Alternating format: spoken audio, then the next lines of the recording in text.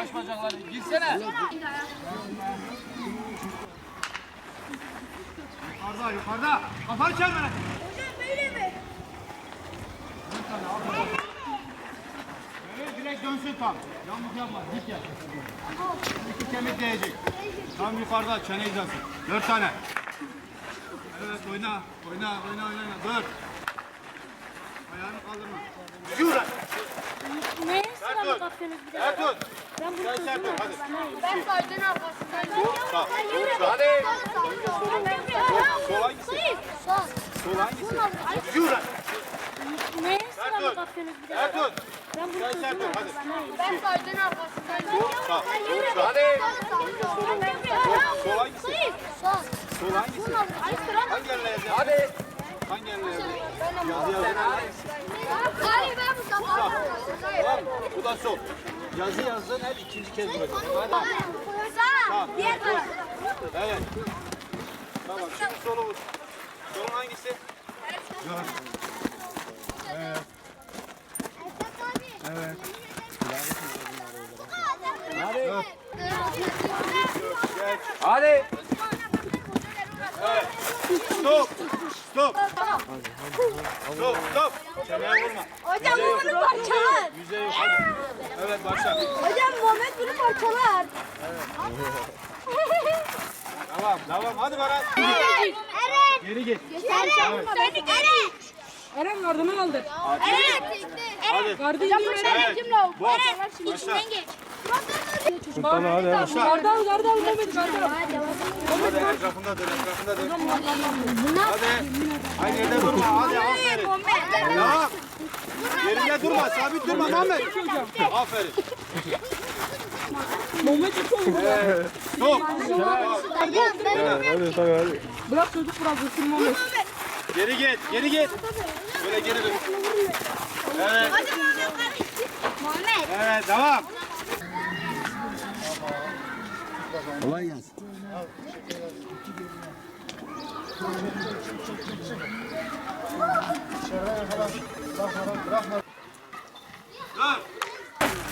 Hocam hastasıyım. Devam. Mehmet garı giy. Bak açıkta sor.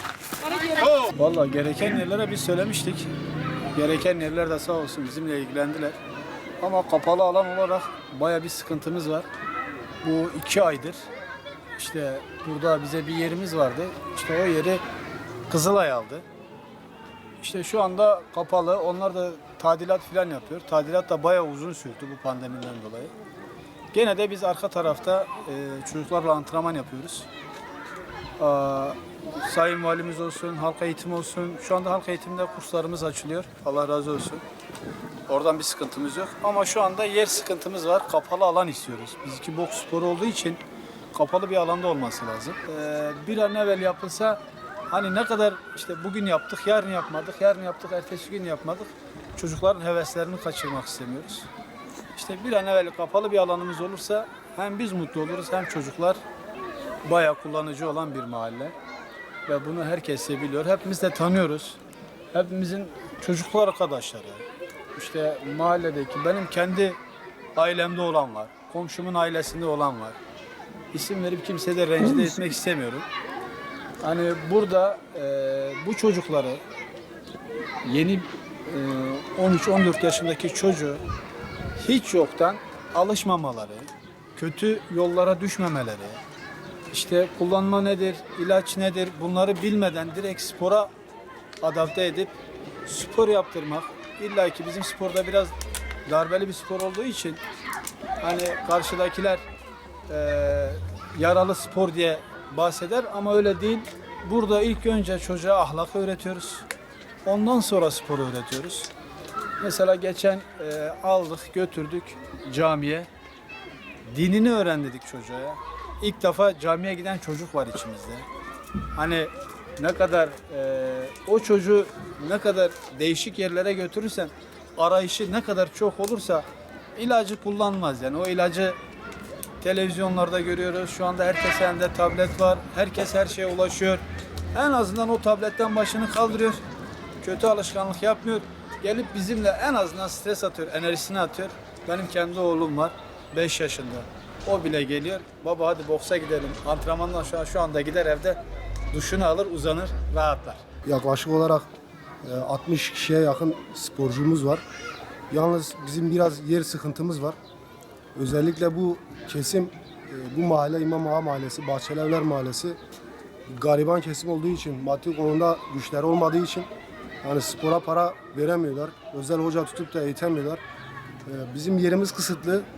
Burada güzel bir prefabrik bir yer yapılırsa hani biz sadece demiyoruz ki büyük bir kompleks yapın, spor kompleksi yapın diye bir talebimiz yok. Sadece şimdilik yeni başlangıç için, 2 spor dalı için güzel bir prefabrik yer yapabilirlerse, içinde duş alacakları, tuvaleti olacağı bir duş yeri yapabilirlerse, prefabrik bir yer yapabilirlerse bizim için çok iyi olur. Mahalle için, gelişmemiz için çok güzel olur. Sporun olduğu yerde kötü alışkanlık zaten bulunmuyor. Onun haricinde suç oranları da zaten azalıyor. Biz burada sadece spor değil, bir nevi ahlak dersi de veriyoruz öğrencilere. Büyüklerine karşı saygılı davranmayı, küçüklerine karşı sevgili davranmayı. Bir talebimiz zaten daha önce de burada spor yapıyorlardı. Boks sporu. Yani bundan sonra da mahallemiz için yani gerekli olan, faydalı olan bir çocuklarımızın ortalara gezmemesi, işte güzel bir şeyler öğrenmesi, sporla ilgilenmesi. Sağ olsun hocamız da Ahmet Bey işte onlarla ilgileniyor zaten. Bundan sonra yani spor için güzel bir şey istiyoruz. Yani bura aynen bir göz iki göz vermişler ama biz bir yerin sadece Ahmet Bey'e ve spora bağlaması için talebinde bulunuyoruz. Şimdi abi spor yapmamız için kapalı bir yer lazım bize. Yağmurlu günde olsun, karlı günde olsun. En azından bize ufak da bir salon verseler burada sporumuzu yapsak minnettar kalırız. Türkiye Şampiyonası'na hazırlanıyorum.